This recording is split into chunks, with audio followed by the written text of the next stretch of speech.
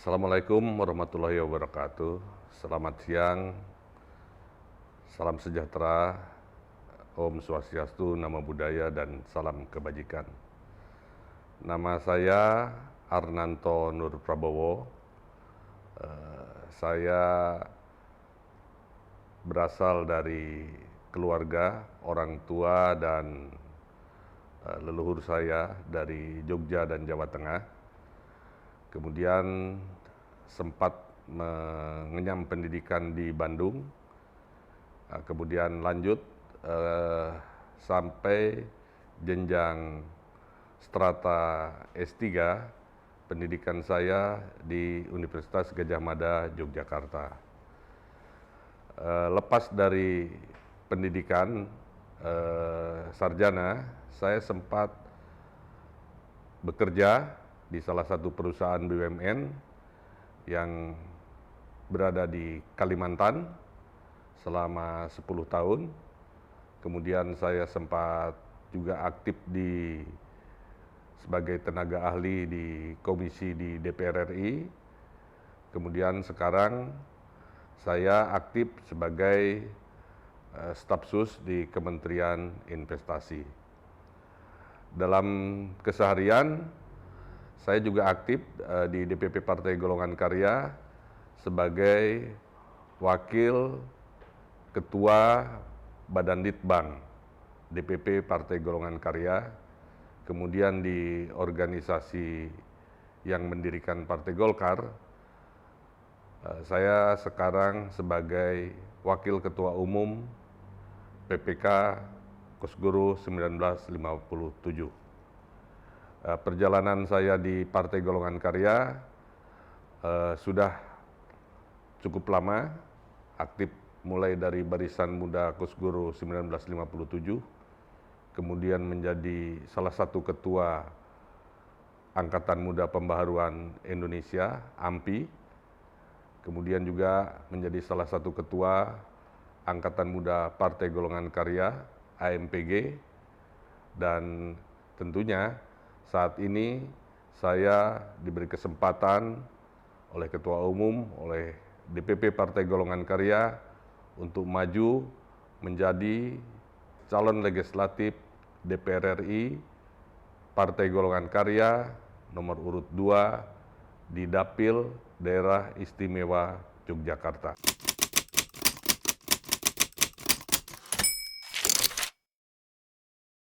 Menjadi calon legislatif DPR RI Partai Golongan Karya di daerah pemilihan Daerah Istimewa Yogyakarta tentu menjadi semangat tersendiri bagi saya, karena Daerah Istimewa Yogyakarta memiliki mata pencaharian sebagian besar penduduknya adalah sektor pertanian dan UMKM. Kemudian berdasarkan latar belakang pendidikan saya dan melihat konfigurasi daripada DPR RI yang berada di Dapil Yogyakarta selama beberapa dekade,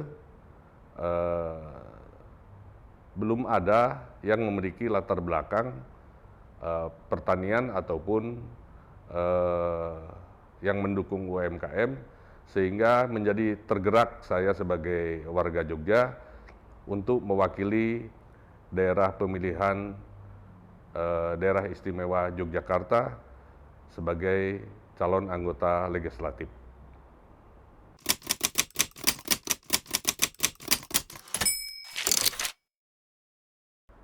Daerah Istimewa Yogyakarta memang daerah yang istimewa, di mana ada hampir 3 juta penduduk dengan DPT kurang lebih 2,8 juta pemilih.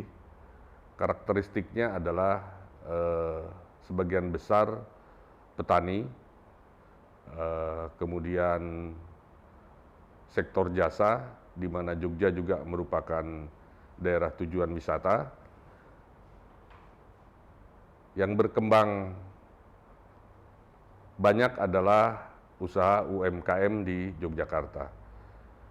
Wilayah geografis yang membentang dari pantai ke gunung, kemudian budaya Jawa yang begitu kental, membuat Yogyakarta memiliki magnet tersendiri sebagai tujuan wisata, baik itu domestik maupun mancanegara.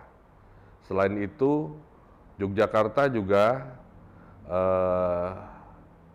merupakan kota pendidikan yang tentunya banyak sekali kampus-kampus dan sekolah-sekolah unggulan yang baik di Yogyakarta, sehingga menjadi tujuan pendidikan bagi para pemuda dan siswa dari seluruh Indonesia. Sehingga akhirnya Yogyakarta terbentuk menjadi satu provinsi yang multi etnik dan multi budaya, karena banyak sekali pendatang untuk menempuh pendidikan di Yogyakarta. Itu menjadi satu kekayaan tersendiri bagi Yogyakarta, dan banyak juga selesai pendidikan dari kawan-kawan yang bersekolah di Yogyakarta itu lebih memilih untuk memperpanjang tinggal di Yogyakarta, karena Yogyakarta memiliki kenyamanan, memiliki keunikan tersendiri, kemudian juga dikenal dengan kota yang serba murah, kemudian juga sangat toleran, sehingga membuat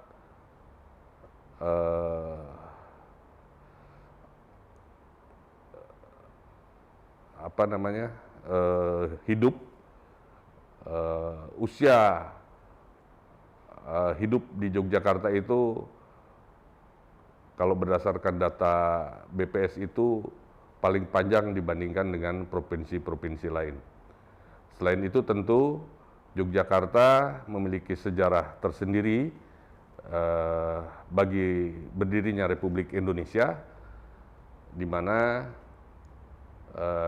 Kesultanan Yogyakarta adalah satu negara yang pada saat itu mengakui kemerdekaan Republik Indonesia, sekaligus bergabung melebur ke dalam Negara Kesatuan Republik Indonesia yang diproklamasikan pada tanggal 17 Agustus 1945.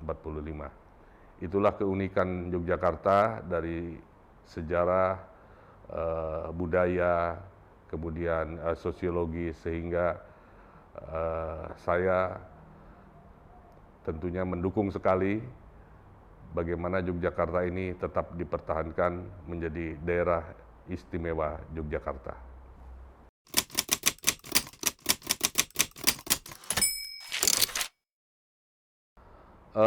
Permasalahan di Dapil tentunya masalah pertanian dan UMKM yang menonjol, serta masalah lingkungan. Sebagai contoh, daerah Gunung Kidul dan Bantul itu setiap musim kemarau selalu kekurangan air bersih. Nah, bagaimana tentunya mengatasi ini? Ada dua hal yang perlu ditempuh.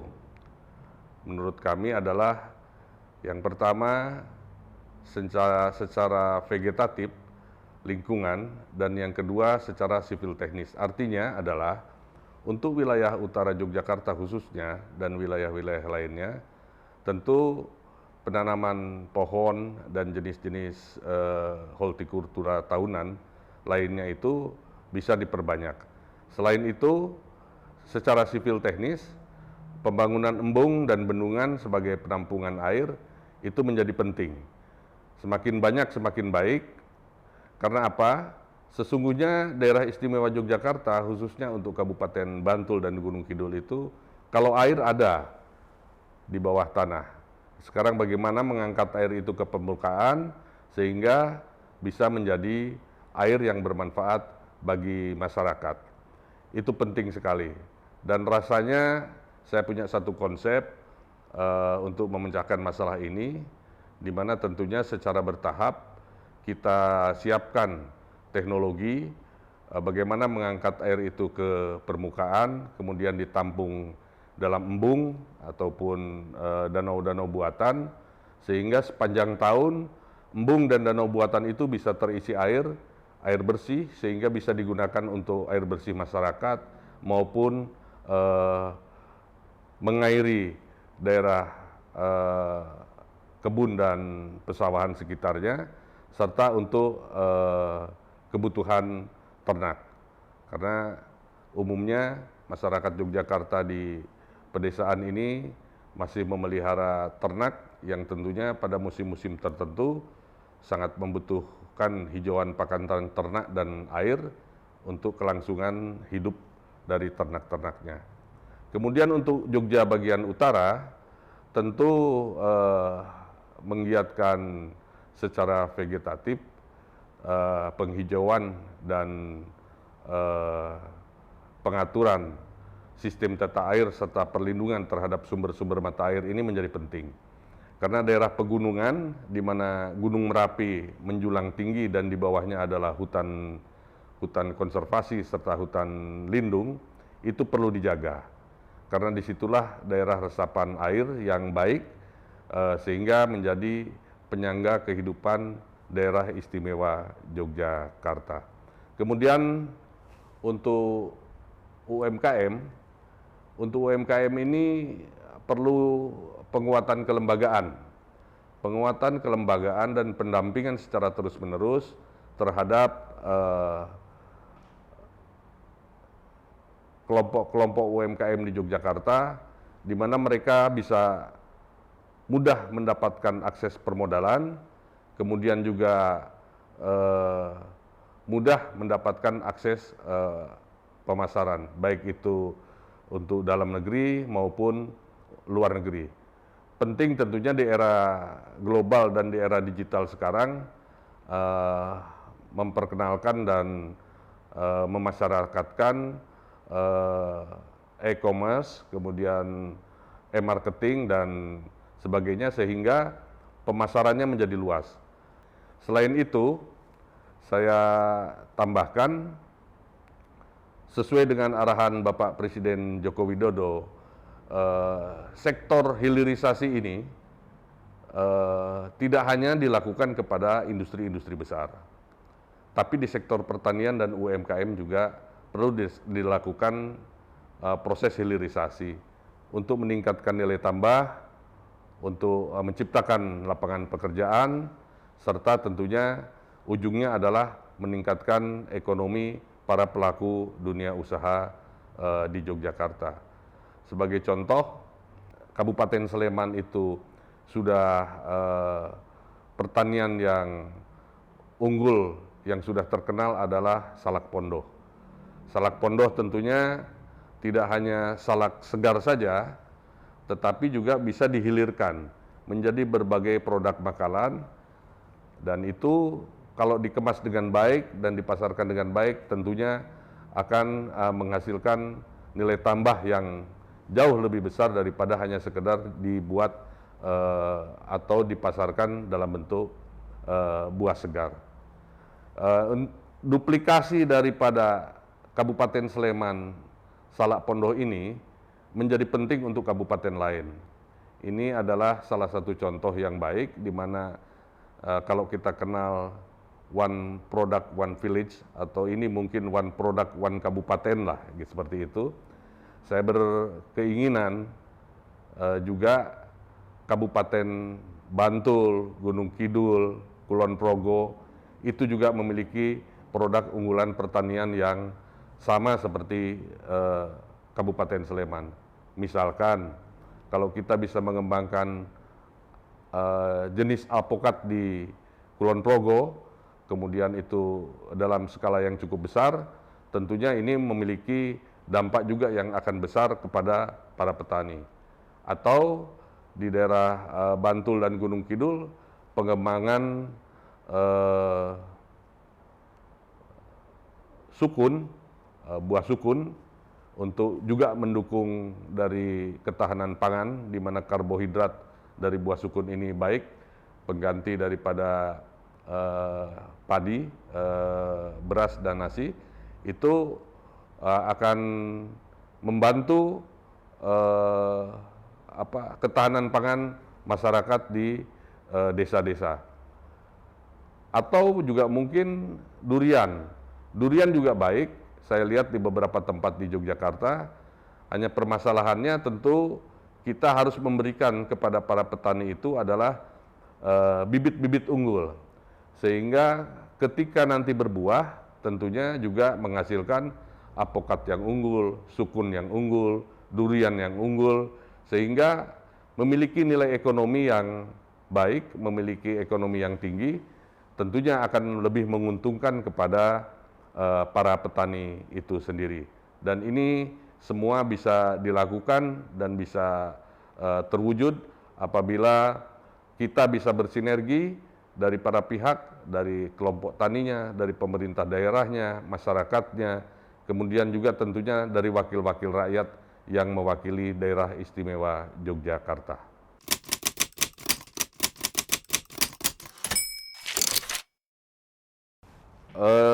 Kalau terkait dengan food estate, tentunya semua negara pada dekade sekarang ini ada dua hal terkait dengan energi dan pangan.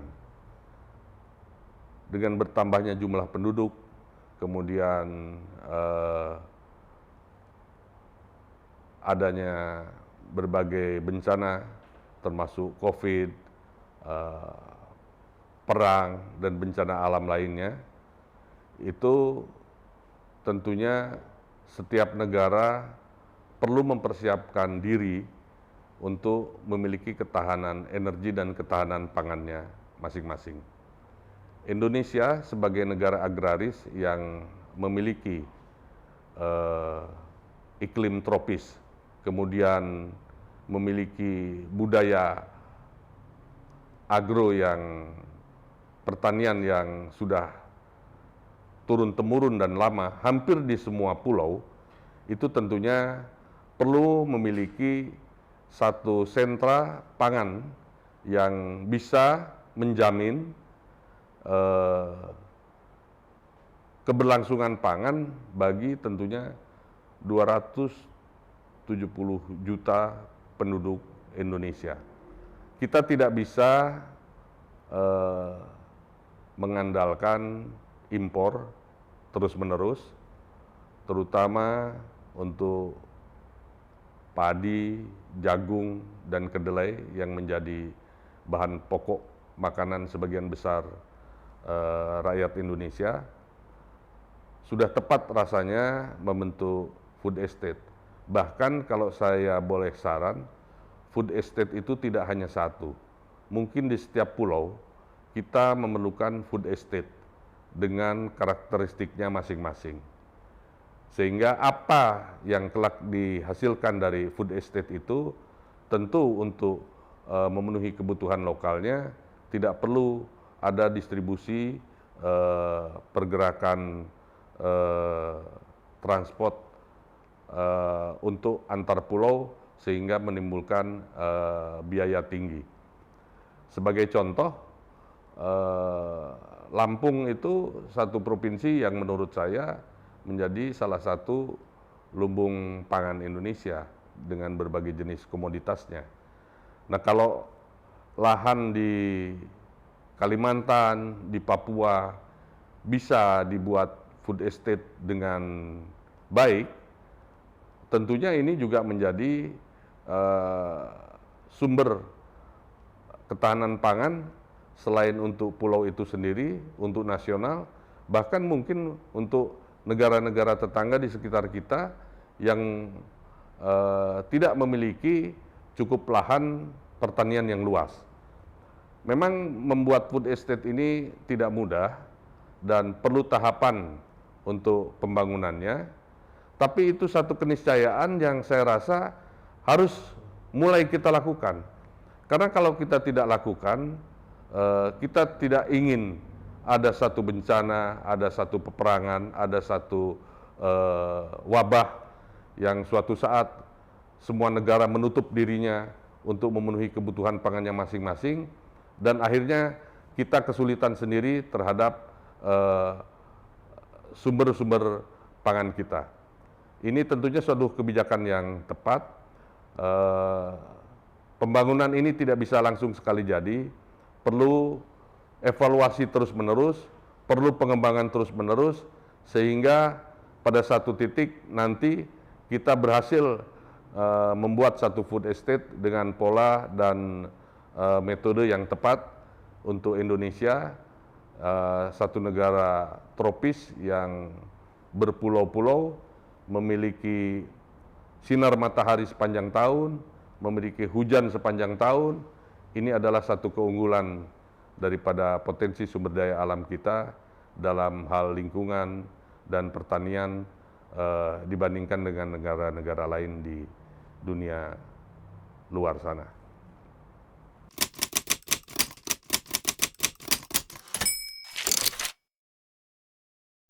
Untuk mencapai kedaulatan pangan nasional, tentunya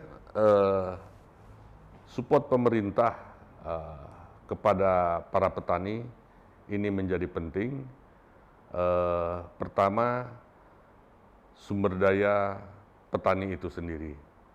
Bagaimana kita melakukan regenerasi terhadap petani-petani kita, bagaimana anak muda generasi milenial saat ini bisa tertarik dengan sektor pertanian, sehingga ini menjadi satu generasi petani baru, generasi petani milenial.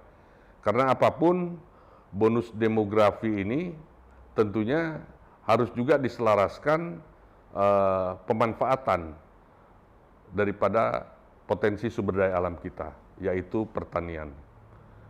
Kemudian yang kedua, mekanisasi. Mekanisasi ini menjadi penting, kemudian ecological support daripada lahan untuk meningkatkan produktivitas lahan-lahan pertanian kita juga penting, sehingga kita bisa bersaing dengan negara-negara Asia Tenggara lainnya.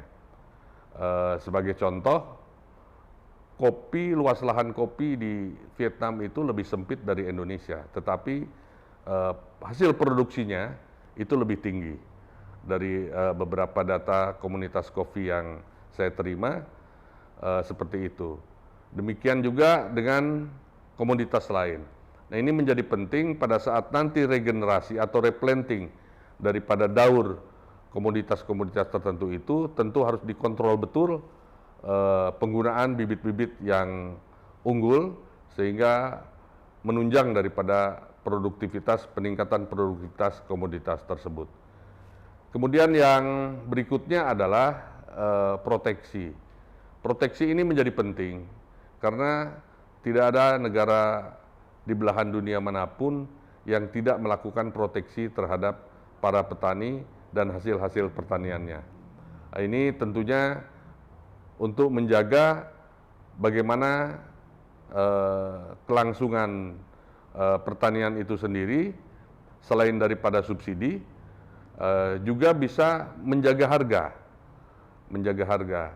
Karena kalau ini komoditas pertanian dilepas ke pasar bebas, tentunya kita akan mengalami masalah nanti dengan para petani kita. Kalau ketika panen bawang misalnya, kemudian bersamaan dengan itu ada impor masuk bawang, tentu ke depannya para petani bawang ini tidak ingin lagi menanam bawangnya. Demikian juga dengan ketika panen raya padi, panen raya beras, itu tentu kita harus memproteksi daripada masuknya beras impor dari luar. Dan bahkan tentunya kewajiban pemerintah untuk menyerap produksi beras nasional ini untuk dijadikan cadangan pangan nasional di gudang-gudang Bulog di seluruh Indonesia. Ini penting. Kemudian diversifikasi juga menjadi bagian yang perlu dikembangkan. Tidak harus melulu menanam padi, tentunya kearifan lokal ini juga harus kita perhatikan dan kita kembangkan melalui program-program pemerintah, misalnya sagu di Papua dan Maluku, serta beberapa daerah di Sulawesi, itu bisa dibudidayakan, tidak lagi mengambil dari alam. Kemudian juga dilakukan hilirisasi, jadi sagu tidak hanya mungkin dibuat makanan tradisional, tetapi juga bisa menjadi substitusi untuk makanan-makanan yang biasa kita makan di kota-kota besar, seperti biskuit mungkin, atau menjadi produk-produk lain, mie instan begitu, yang menurut hasil penelitian dari sagu ataupun dari porang itu bahkan lebih sehat dibandingkan dengan menggunakan bahan-bahan dari impor.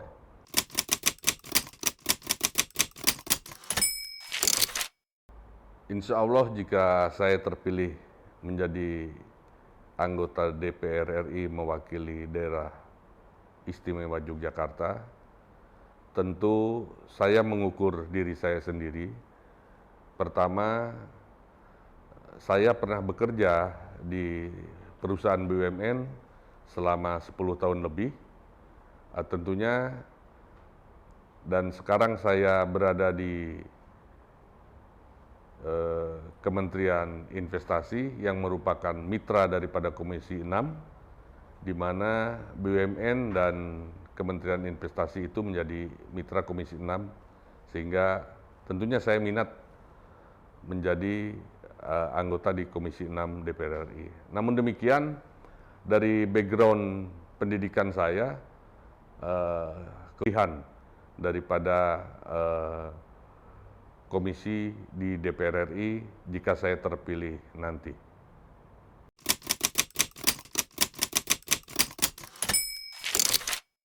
Untuk para kader Partai Golongan Karya serta relawan saya di daerah istimewa Yogyakarta, berkampanye untuk Partai Golongan Karya secara santun, kita ciptakan pemilu damai, kita bersaing secara sehat, jaga selalu kekompakan dan kerukunan partai untuk kebesaran dan kemenangan Partai Golongan Karya, khususnya di daerah istimewa Yogyakarta. Untuk relawan saya tentunya bekerja lebih keras, turun ke masyarakat,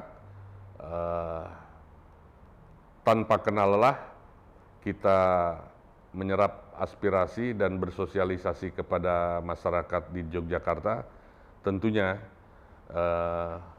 di 5 kabupaten kota di daerah istimewa Yogyakarta, untuk meraih suara terbanyak di antara calon DPR RI Partai Golongan Karya yang mewakili daerah istimewa Yogyakarta. Yogyakarta tetap istimewa.